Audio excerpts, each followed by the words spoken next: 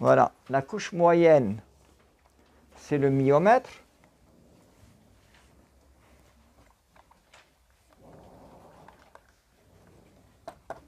Même ton feutre n'est pas bien. Hein?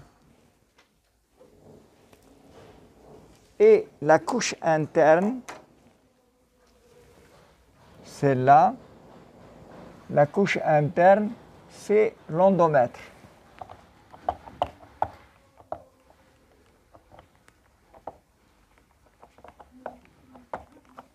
Même pas le feutre. Voilà. La couche interne, c'est l'endomètre. On l'appelle endomètre, puis on l'appelle également la muqueuse utérine. Alors, cette muqueuse utérine, elle subit des transformations au cours du cycle menstruel. Elle va subir des transformations de la muqueuse utérine au cours du cycle menstruel sous l'effet des hormones ovariennes qui sont elles-mêmes sous la commande de l'hypothalamus et de l'hypophyse. Donc les hormones ovariennes qui sont en général les œstrogènes et la progestérone. Ces hormones ovariennes ont une action sur la muqueuse utérine et qui vont lui entraîner une transformation qui varie au cours du cycle menstruel. Alors, au cours du cycle menstruel,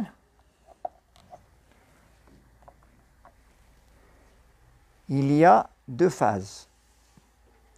Une phase qui comprend les 15 premiers jours, on l'appelle la phase folliculaire ou bien la phase œstrogénique ou bien la phase proliférative.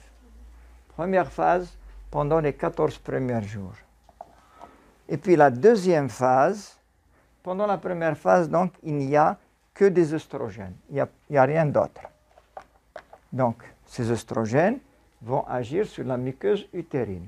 La deuxième phase, il y a un follicule qui va se transformer en corps jaune et qui va alors sécréter maintenant deux hormones, les œstrogènes et la progestérone, qui vont agir sur la muqueuse utérine. Donc, ils vont entraîner une autre transformation. Donc, vous voyez que la muqueuse utérine, sous l'influence de l'axe hypothalamo-hypophyso-ovarien, l'hypothalamus va libérer une neurohormone qui est la LHRH.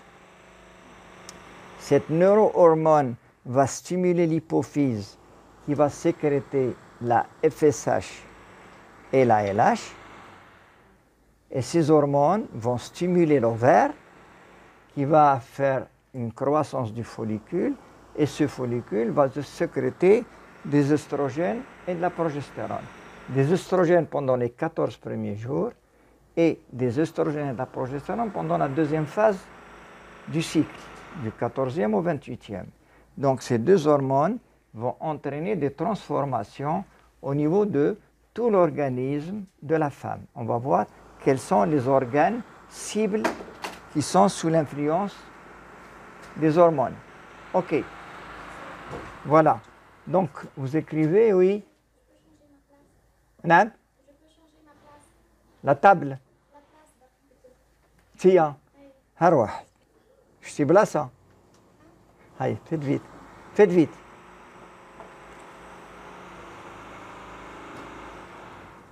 Donc, vous avez compris, au cours du cycle menstruel, il y a une perpétuelle transformation. Il y a un cycle, il y a une transformation, ensuite la muqueuse est détruite, ensuite le cycle reprend la prochaine fois, ainsi de suite. Donc, vous comprenez tout de suite que l'endomètre, la muqueuse utérine, elle est en perpétuelle transformation. Chaque mois, elle refait le cycle, et ainsi de suite, et ainsi de suite. Voilà, donc on va voir comment que ça se passe. En début du cycle, la couche superficielle de l'endomètre va se modifier la couche superficielle de l'endomètre va se modifier. Elle est peu épaisse. Elle contient, cette couche superficielle, elle contient des glandes et beaucoup de stroma. Ça, en début de cycle. Elle est peu épaisse. D'accord? Elle contient beaucoup de glandes et peu de stroma. Donc, au fur et à mesure qu'on avance dans le cycle, vers le 7e, 8e jour du cycle, on appelle ça la phase œstrogénique. Donc, la première phase, c'est une phase d'œstrogène. Pendant la phase œstrogénique, la couche du cycle, qui s'étend pendant la phase œstrogénique, qui s'étend, comme je l'ai dit tout à l'heure, du 1er au 14e jour du cycle en moyenne. Donc, cette couche qui est sous l'influence des œstrogènes, elle va subir de profondes modifications. Elle va devenir épaisse. Elle devient épaisse. Donc, elle augmente d'épaisseur. Il y a une augmentation du nombre de mitoses. Et il y a une augmentation des tubes glandulaires. Donc, il y a, si vous voulez, une hyperplasie de l'endomètre sous l'effet des œstrogènes. Hein? Il y a une augmentation du nombre des glandes et des mitoses. Donc, sous l'effet des œstrogènes, il y a un épaississement de l'endomètre. Cette influence-là, cette modification de l'endomètre, c'est ce qu'on appelle une préparation. C'est une préparation à une éventuelle grossesse, à une éventuelle nidation. Donc, la première phase, elle prépare l'endomètre à recevoir l'embryon. S'il y a grossesse, d'accord, ça va changer. S'il n'y a pas grossesse, il va avoir une desquamation et puis une nécrose de la surface superficielle de l'endomètre et puis ça va donner un saignement. Donc, pendant la première phase œstrogénique, il y a un épaississement de l'endomètre, une augmentation donc du nombre des mitoses et des tubes glandulaires.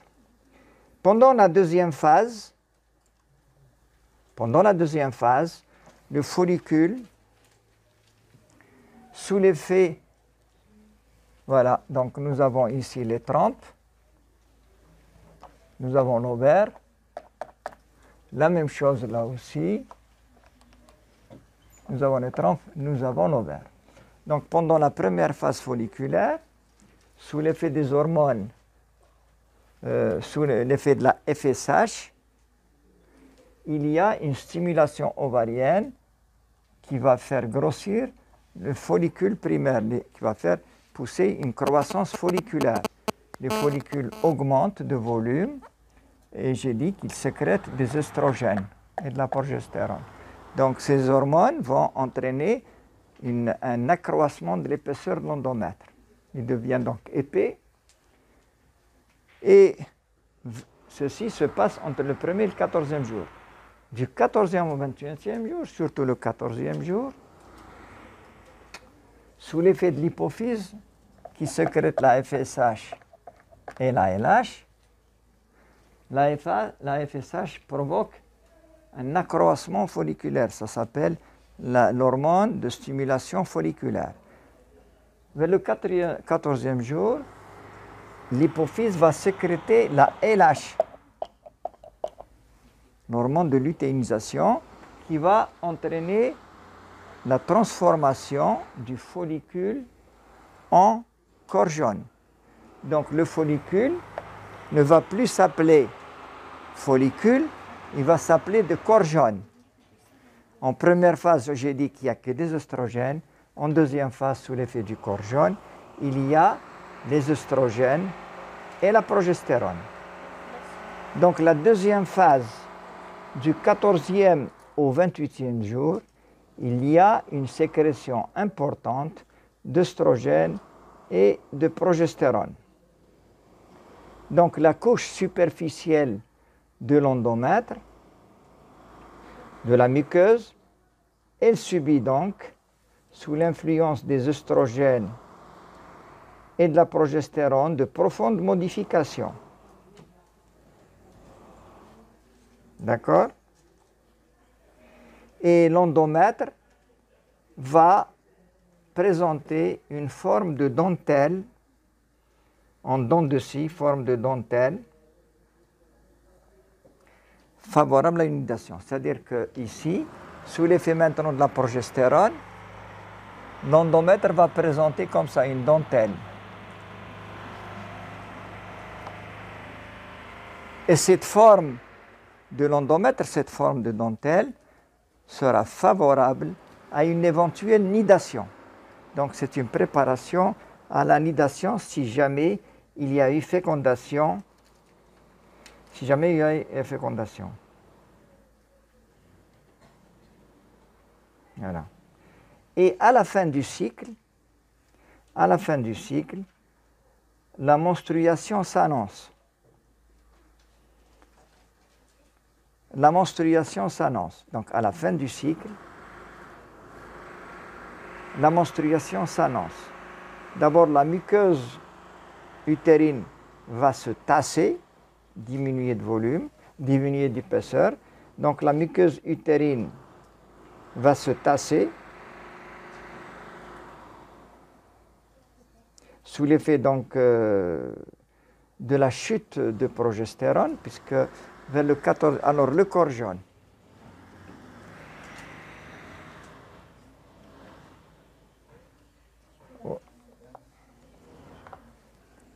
Je reviens un petit peu parce que le cycle, c'est... On va voir tout à l'heure dans la température. Non, ça ne fait rien.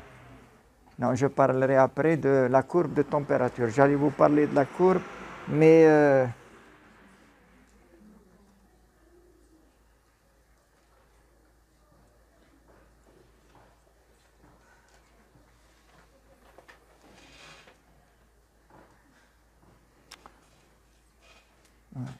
Donc, ce que vous devez comprendre, sous la forme de la progestérone en deuxième phase, il y a des œstrogènes et de la progestérone. Sous l'effet de la progestérone, l'endomètre va prendre une forme de dentelle et commence à se tasser. Alors, s'il y a grossesse, c'est-à-dire s'il y a nidation, la sécrétion d'œstrogènes et de progestérone sera maintenue. Par quoi? S'il y a grossesse, oui, elle sera maintenue par la grossesse et par le futur placenta, le syncytium trophoblaste. Donc, il n'y aura pas de règle, puisqu'il y a toujours le corps jaune est là, et le syncytium trophoblaste, qui sécrète lui aussi des œstrogènes de la progestérone, il est là. Donc, la muqueuse utérine va se maintenir. S'il n'y a pas grossesse, par contre, il n'y a pas de nidation, il y a une ovulation, mais elle n'est pas fécondée, donc il n'y a pas de nidation. Donc l'endomètre va se déshydrater, les vaisseaux, les glandes, les glandes et les mitoses vont diminuer, il va y avoir une nécrose de l'endomètre et il va y avoir un saignement. Donc, vous avez compris que si l'endomètre est maintenu en place, qui n'est pas nécrosé, c'est grâce au corps jaune. Et la durée du corps jaune, s'il n'y a pas eu fécondation et nidation, la durée de vie du corps jaune est en moyenne de 12 jours. Et là, vous allez le remarquer sur la courbe de température. Donc, la première phase, c'est une température qui est à 37 degrés pendant les 14 premiers jours. Dès qu'il y a ovulation, il y a un plateau thermique. Ce plateau thermique, il y a une élévation de la température grâce à la progestérone. Alors, ce plateau, s'il n'y a pas grossesse, il va chuter parce que le corps jaune va se nécroser. Mais si la courbe de température est maintenue, elle ne veut pas baisser, ça veut dire qu'il y a grossesse pas si vous me suivez, il y a grossesse, il y a encore la sécrétion de progestérone. Donc, on peut poser le diagnostic de grossesse à partir d'un plateau thermique qui ne chute pas. Mais dans un cycle normal, au bout de 12 jours, le plateau thermique va baisser et on reprend la température d'avant, on monte, etc. Donc, le plateau thermique, il est maintenu par la sécrétion de progestérone pendant la deuxième phase. Donc, on remarque que la progestérone, elle a un rôle hyperthermisant. Elle élève la température. Très bien. Il y a d'autres causes de maintenir le plateau thermique à part de grossesse? Il y a autre cause. Y a-t-il d'autres causes? La fièvre. Non, il n'y a pas. D'abord, ce n'est pas une élévation importante, c'est à peine de 3-4 dixièmes.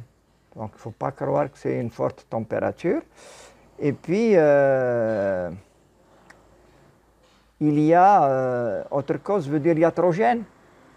Si vous prenez de la progestérone, vous allez élever la température, oui. Mais pas toutes les progestérones, pas toutes. Très bien. Donc, tout à fait à la fin du cycle, la menstruation va s'annoncer. L'endomètre commence à se tasser et se déshydrate. Et il apparaît une alternance entre une vasoconstriction et une vasodilatation. D'accord? Et ensuite, l'écoulement se fait, comme j'ai dit tout à l'heure, s'il n'y a pas de grossesse. Donc voilà le cycle. Donc il y a au début un épaississement de l'endomètre sous l'effet des oestrogènes. Dès qu'il y a ovulation,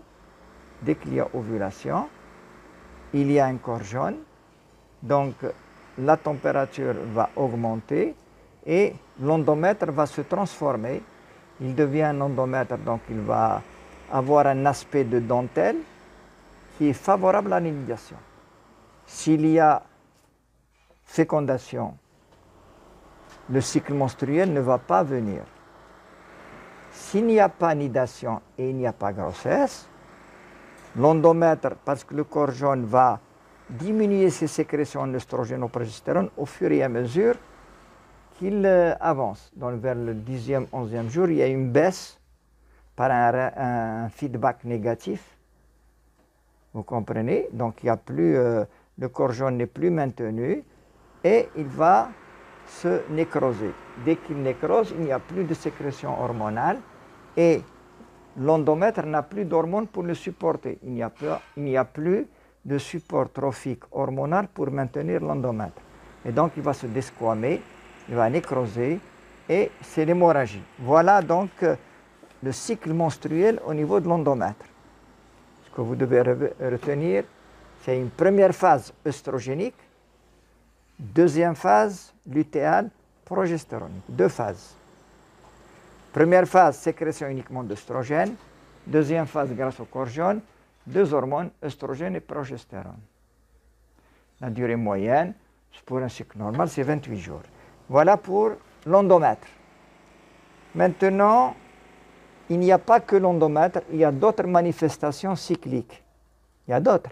Bon, pour vous, c'est les règles, c'est le cycle menstruel. Mais si vous avez remarqué, il y a d'autres influences des hormones ovariennes sur certaines parties du corps, certains organes cibles, tels que par exemple maintenant, autre manifestation scientifique, le col de l'utérus. Le col de l'utérus. On a parlé donc de l'influence du cycle menstruel sur l'endomètre. Maintenant, on va voir le col.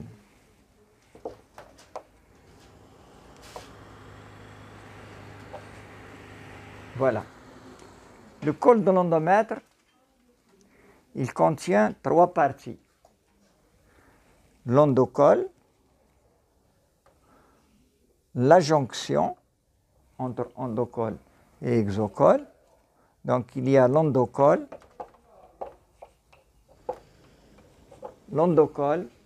qui est tapissé d'une couche, une seule couche basale, glandulaire, muco-sécrétante. Il y a la couche externe qu'on appelle l'exocole, qui est recouvert de cellules d'une couche malpighienne, ici. Et entre les deux, entre l'endocole et l'exocole, il y a la zone de jonction entre le tissu pavimenteux et le tissu cylindrique. Donc, il y a deux couches. Ici, des cellules pavimenteuses, tissu donc pavimenteux. Ici, des cellules glandulaires mucosécrétantes. Et entre les deux, il y a la zone de jonction. Cette partie du col est elle aussi sous l'influence des hormones ovariennes. Juste une petite parenthèse. Le cancer du col, il naît ici, au niveau de la zone de jonction. Le cancer du col commence ici. Ensuite, il s'étale, on verra quand on va le faire. Donc, influence sur le col. Donc, vous écrivez, le col utérin, il répond lui aussi aux stimulations hormonales, le col de l'utérus, il répond lui aussi aux stimulations hormonales du cycle.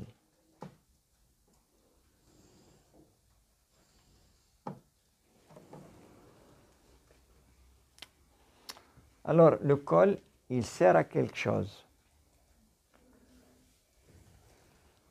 Juste vous dire, le col, grâce à ces cellules glandulaires, il sécrète une glaire.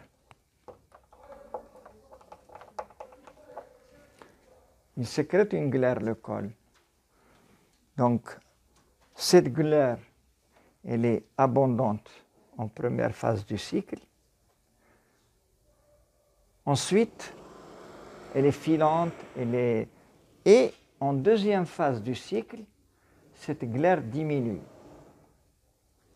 Elle n'existe plus. Alors, cette glaire, elle a quand même un rôle.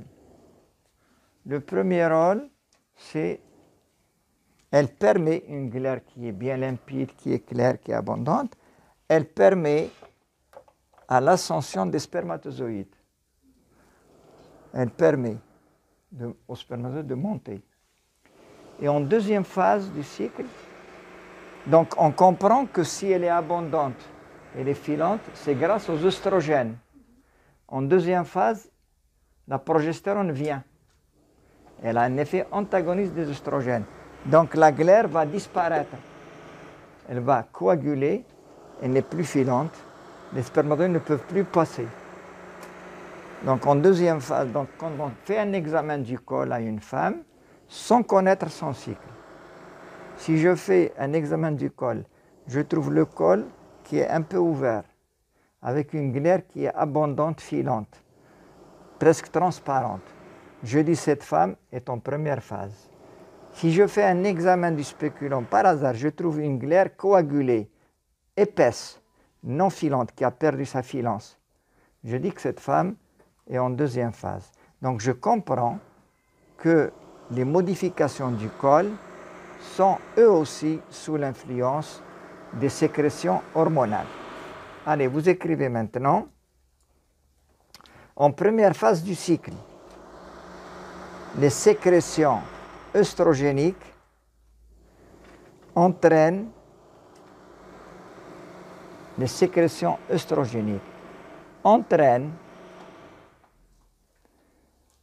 une libération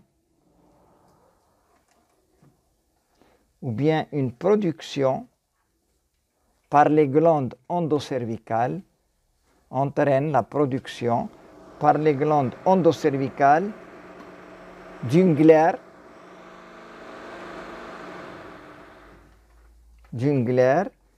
qui est favorable à la pénétration des spermatozoïdes. Donc en première phase,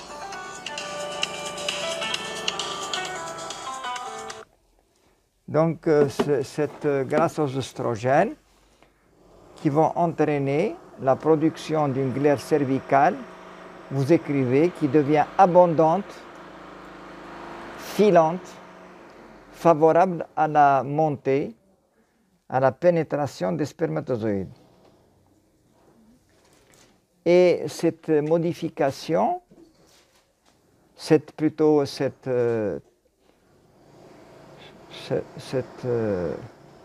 situation, si vous voulez, elle continue jusqu'au 14e jour du cycle. C'est-à-dire jusqu'à l'ovulation.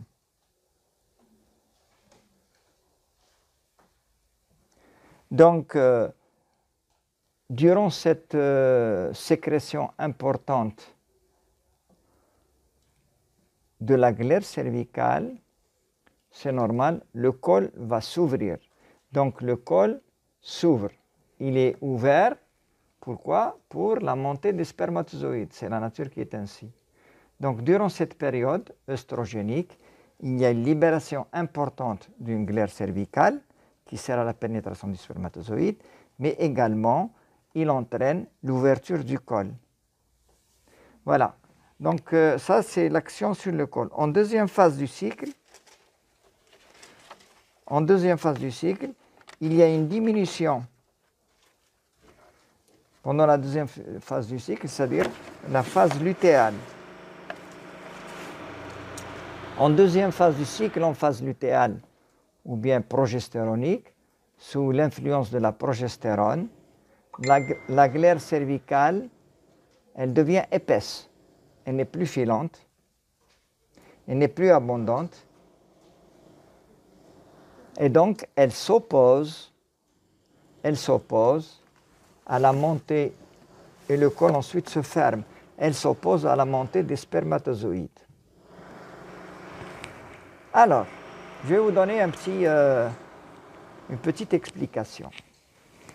Quand vous prenez une femme qui prend la pilule, alors la pilule, il y a plusieurs types de pilules.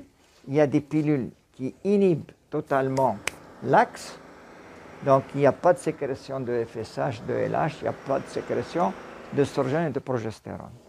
Ça, c'est une inhibition, c'est une anovulation. Par contre, il y a des pilules qui contiennent uniquement la progestérone, les microprogestatifs. Alors cette pilule-là, qu'est-ce qu'elle fait? Elle ne bloque pas l'ovulation. Elle ne bloque pas. Seulement, elle détruit la glaire. Elle détruit la glaire, c'est tout. Donc, qu'est-ce qu'elle va faire? Elle va modifier l'endomètre, elle va fermer le col, et elle va, si vous voulez, détruire la glaire cervicale. Donc, vous voyez l'effet contraceptif, l'effet pour ne pas avoir de grossesse, ce n'est pas bloquer l'ovulation, c'est modification du col barque.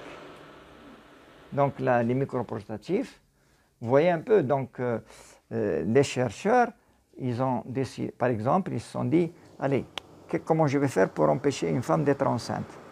Je vais tout simplement modifier la glaire cervicale. Et quand je modifie la glaire cervicale, le col va se fermer et les spermatozoïdes n'ont pas de glaire pour monter. Vous avez compris? Ben, c'est l'effet de la progestérone. Donc la progestérone, mais quand on donne cette pilule, c'est dès le début. Donc vous comprenez très bien. Donc en deuxième phase du cycle, puisque la progestérone maintenant est sécrétée par le corps jaune, il n'y a plus donc de glaire cervicale, le col n'est pas fermé, etc. Voilà l'action sur le col. Est-ce qu'il y a un autre organe qui est sensible aux sécrétions hormonales? Parce que j'ai dit le cycle menstruel, pour vous, c'est les règles, c'est vrai. Il y a une action sur l'endomètre. Maintenant, vous savez qu'il y a une action sur le col. Est-ce qu'il y a une autre action? L'ovaire. Oui, il y a une action sur l'ovaire, c'est la libération des follicules. Ça, l'ovaire est un organe endocrine et un organe exocrine. Il a deux fonctions. Il forme des ovules et il sécrète des hormones. Avant d'arriver, puisqu'on est dans le col, on va aller vers le vagin. Le vagin aussi, il sécrète il a des récepteurs aux hormones ovariennes, œstrogènes et progestérone. À titre d'exemple, vous prenez une femme ménopausée, 50 et plus. Le problème de cette femme ménopausée, d'abord il n'y a plus d'ovulation. Mais qu'est-ce qui se passe sur le vagin? Le vagin devient sec. Sec. Pourquoi il devient sec? Parce qu'il n'y a pas d'œstrogène qui rend l'endomètre humide. Donc vous comprenez, chez la jeune fille par contre, la jeune femme en période d'activité génitale, le vagin est humide. Mais c'est grâce aux œstrogènes. Donc vous comprenez que le vagin a des récepteurs et lui aussi, il subit des transformations au cours du cycle menstruel sous l'action des hormones ovariennes. Alors vous écrivez en phase folliculique, c'est-à-dire en première phase du cycle. La muqueuse vaginale, sous l'effet des œstrogènes, va s'épaissir. Sous l'effet des œstrogènes, va s'épaissir, va entraîner des sécrétions vaginales et le vagin est humide. Donc vous comprenez que le vagin a des récepteurs aux œstrogènes. En deuxième phase, en phase lutéinique, si on fait un frottis vaginal, on va trouver que la muqueuse vaginale régresse. Donc l'épithélium vaginal régresse en phase lutéale. Donc il y a deux transformations. En première phase, le vagin devient humide, hyperplasique, alors qu'en deuxième phase, il y a presque une régression, une atrophie de la muqueuse vaginale. Donc vous comprenez cette transformation, et s'il y a cette transformation, c'est grâce aux œstrogènes sécrétés par les ovaires. Alors les seins aussi subissent l'influence du cycle menstruel.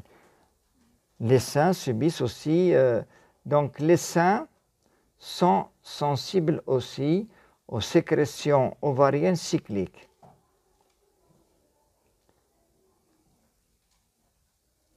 Et vous le comprenez très bien si vous faites la palpation des seins en première phase du cycle et en deuxième phase du cycle. Et je vous donne un exemple. On recommande, quand on va traiter le cancer du sein, on vous recommande de faire la palpation des seins, de préférence tout à fait au début du cycle. Parce que durant cette période, les seins sont souples. Vous pouvez faire un bon examen pour rechercher un nodule. On déconseille de faire l'examen du sein en deuxième phase du cycle, surtout la veille des règles, parce que les seins sont tendus et ils sont douloureux. Donc vous comprenez très bien, donc, les seins aussi, ils sont sensibles aux hormones ovariennes. D'accord? Donc en première phase du cycle, les seins sont sensibles, les seins ne sont pas tendus et ne sont pas douloureux. En première phase du cycle, les seins sont souples, ne sont pas tendus, non tendus et ils ne sont pas douloureux. En deuxième phase du cycle, surtout la semaine qui précède les règles, les seins sont augmentés de volume, ils sont douloureux et ils sont tendus. Ça, c'est grâce aux hormones ovariennes. Donc, vous comprenez très bien, première phase, il y a une hypersécrétion d'œstrogène, les seins sont souples. Et en deuxième phase, avec la venue de la progestérone et des œstrogènes avec, il y a, si vous voulez, pas une hypertension, mais une augmentation de volume des seins avec une tension et une douleur. Donc, si vous avez des douleurs des seins au cours du cycle, vous comprenez très bien, c'est parce qu'il y a un déséquilibre œstrogène-progestérone. Voilà pour les seins. Maintenant, l'action, j'ai dit tout à l'heure, je vous ai parlé tout à l'heure, sur la température. Alors, si vous prenez un cycle menstruel du 1er au 28e jour et vous prenez la température à une femme, toujours avec le même thermomètre, toujours avec le même, parce que des fois ça change, avec le même thermomètre, et le matin, il ne faut pas se lever, se promener, ensuite prendre. Non, c'est le matin, avant le lever, vous prenez votre température, buccale, axillaire ou rectale. Et pendant la première phase du cycle, vous allez trouver que la température à peu près est à 37. Comme ça. Pendant 14 jours à peu près. Et puis au 14e jour, il y a une petite montée de la température.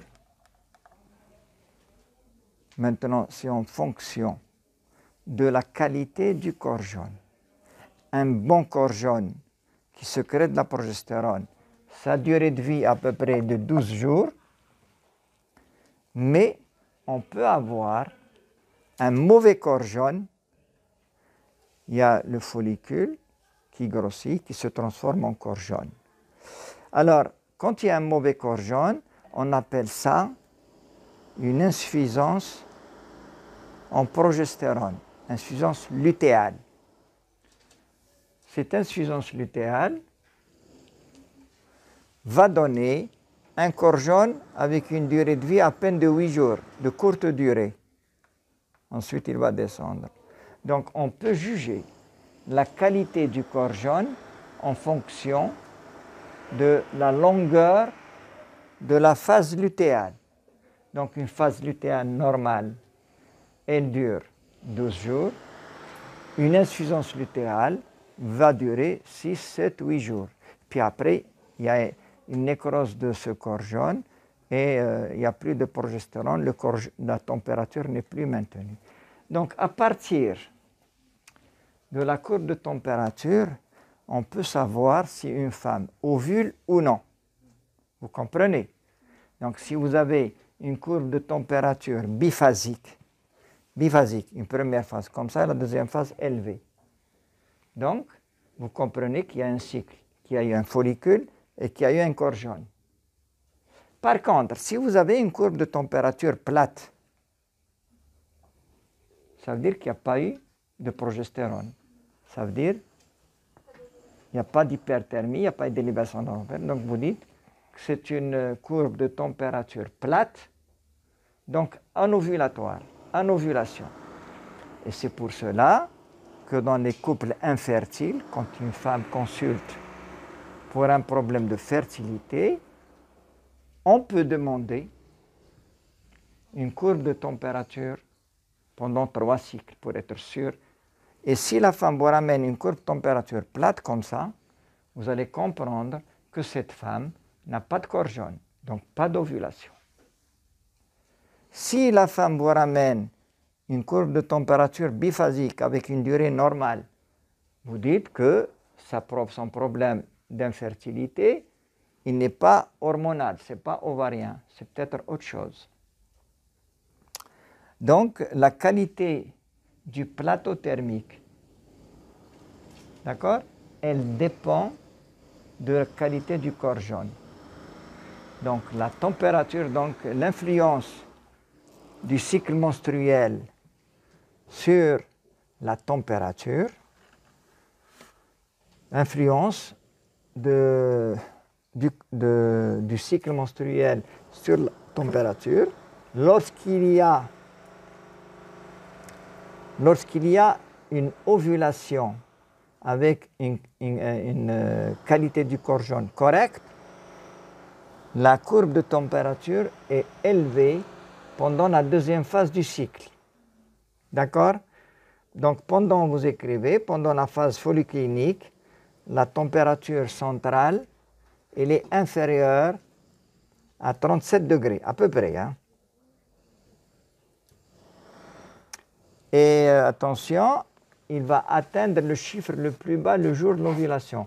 le jour de l'ovulation, puisqu'il y a un petit traumatisme, il y a une petite baisse de la température ici, comme ça.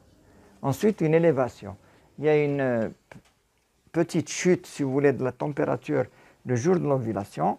Ensuite, en deuxième phase du cycle, il y a une élévation de la température. En deuxième phase, c'est en phase lutéale.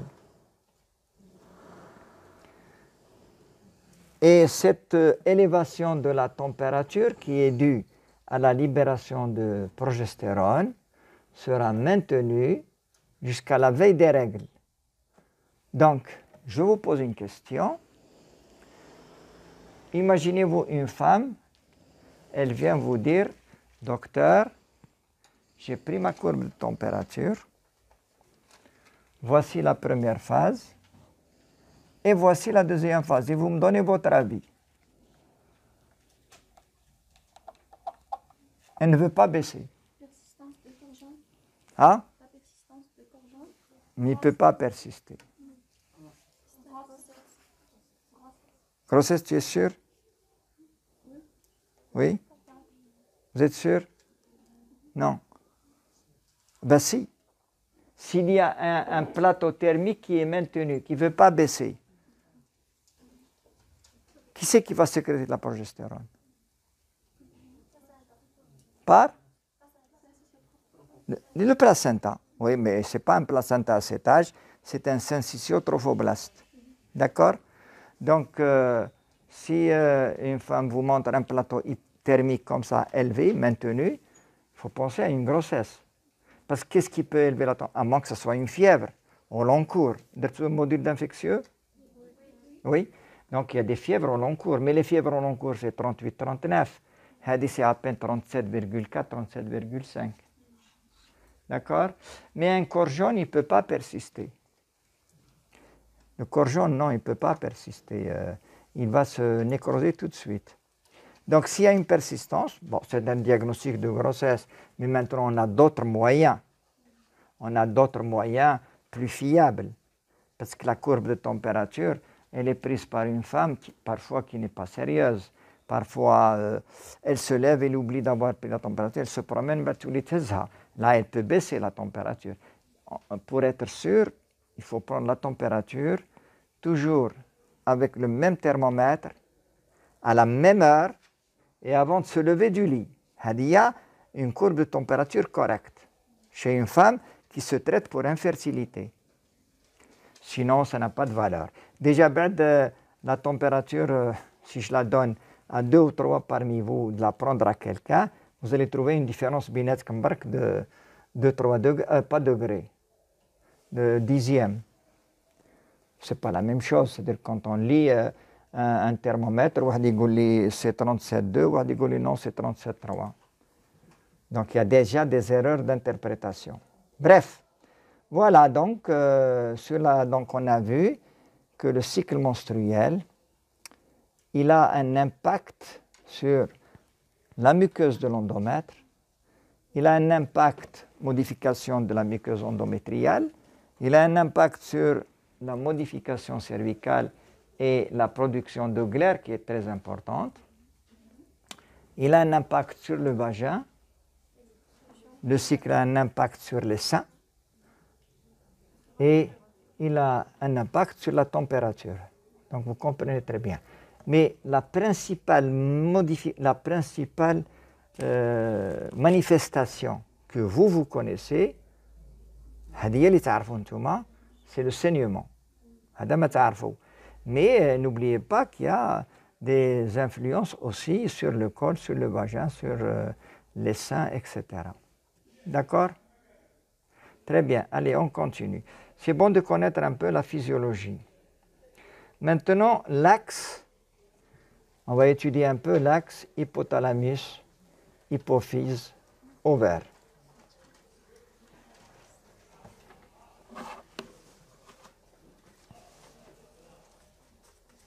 Alors, les modifications cycliques que nous venons de voir sont sous la dépendance des sécrétions ovariennes, œstrogène et progestérone.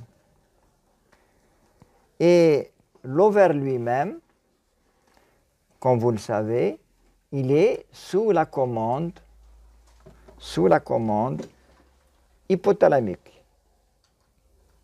Donc, l'ovaire lui-même, il est sous la commande, lui, il sécrète des oestrogènes et de la progestérone, mais il est lui-même sous la commande hypothalamo-hypophysaire.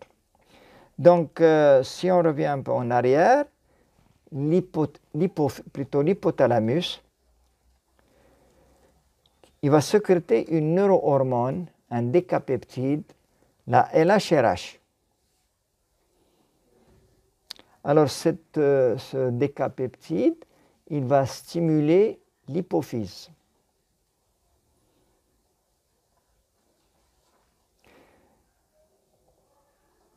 Voilà, il va stimuler l'hypophyse.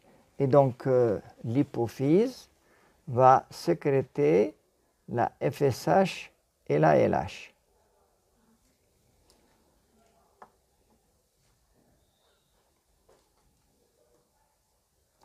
Donc, si on revient au cycle, l'hypothalamus commence à sécréter la LHRH, ce qui entraîne une sécrétion par l'antéhypophyse des deux hormones FSH et LH, qui vont assurer la maturation du follicule ovarien. Et la LH, l'hormone qui va assurer la transformation du follicule en corps jaune. C'est-à-dire, il va provoquer l'hormone de luteinisation qui va, c'est un pic de LH qui va entraîner la rupture folliculaire et il va entraîner donc la transformation du follicule en corps jaune.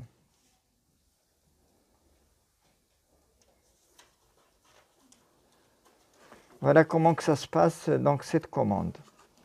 Maintenant, est-ce qu'il y a des... Bon, le cycle ovarien, ce n'est pas la peine.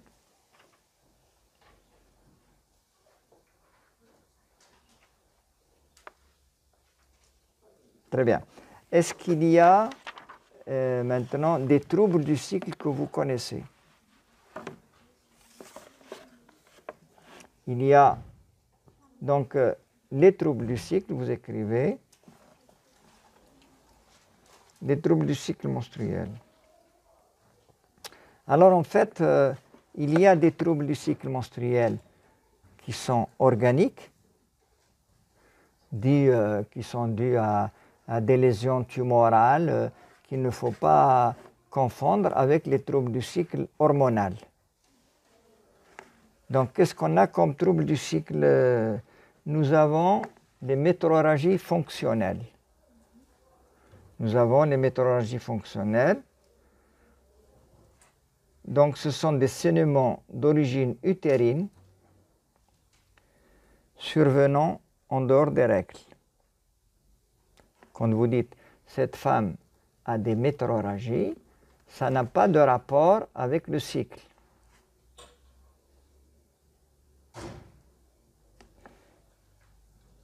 Donc, elle peut saigner vers le 10e, 12e, 15e, 20e jour. Ça s'appelle les métrorragies.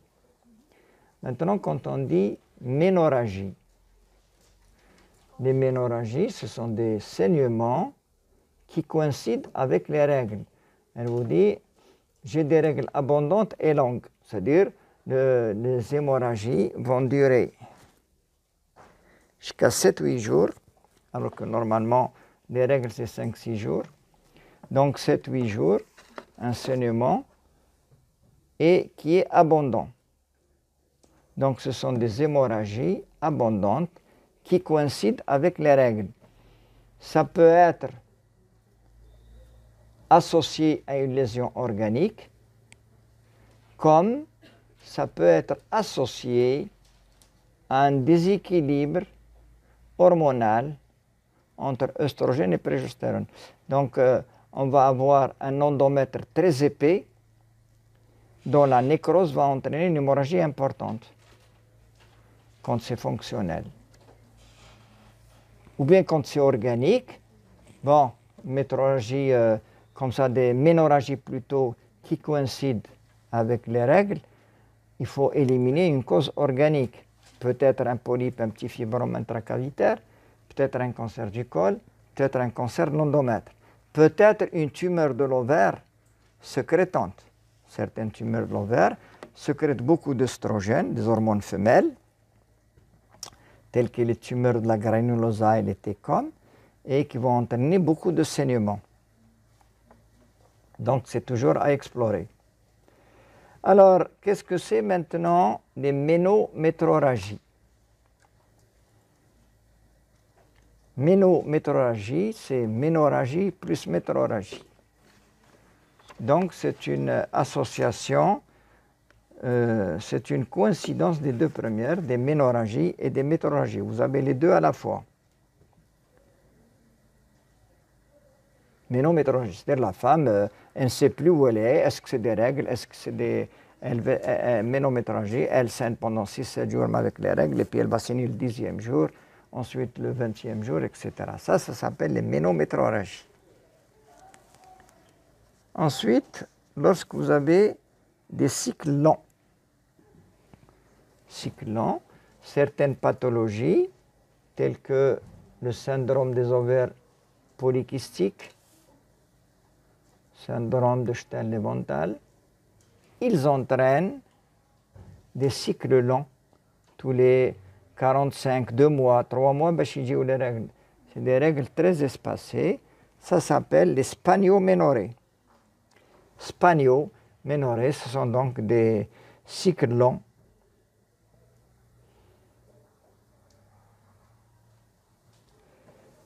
Et nous avons aussi les oligoménorrhées. Oligoménorrhées, vous dites, elle a une oligoménorrhée, ce sont des règles de faible abondance.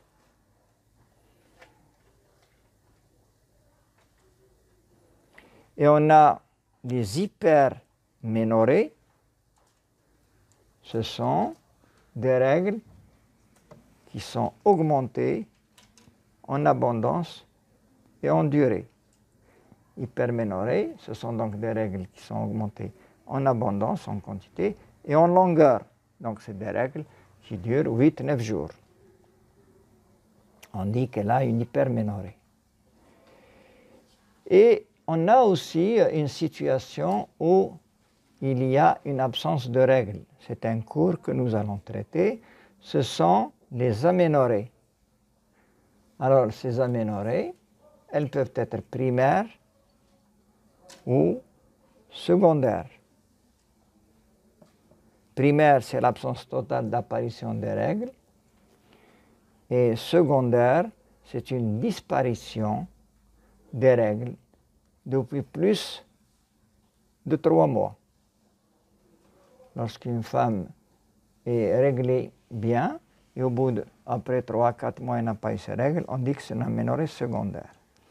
À ne pas confondre avec la ménopause. La ménopause aussi, c'est une aménorrhée secondaire. La ménopause, c'est une aménorrhée secondaire. Mais la définition de la ménopause, c'est une disparition de règles depuis plus d'une année. Alors que l'aménorrhée secondaire, c'est une disparition des règles depuis plus de 3 mois. Et puis, bon, on fait la différence facilement. Ce n'est pas toujours évident. Mais imaginez-vous une jeune fille de 20 ans, 28 ans, qui vient consulter pour une aménorrhée secondaire. À quoi pensez-vous? Hein? Bon, là, vous pouvez penser à beaucoup de choses. Soit, comme j'ai dit tout à l'heure, à un ovaire micropolycystique. Vous pouvez penser à un problème de sténose cervicale ou à une cause hormonale. Est-ce que vous pensez à une ménopause? Et pourtant, ça existe. D'accord? Donc, une aménorrhée comme ça, secondaire, qui dure longtemps, il faut penser aussi à une ménopause précoce. Ça existe. D'accord? Voilà, donc nous avons passé en revue le cycle menstruel. Donc, ce que vous devez comprendre, que le cycle menstruel, ce n'est pas uniquement les menstruations. Il y a des organes récepteurs qui subissent des transformations cycliques eux aussi pendant le cycle menstruel et qui sont le col, le vagin, les seins et c'est tout je crois, et le vagin aussi. Voilà.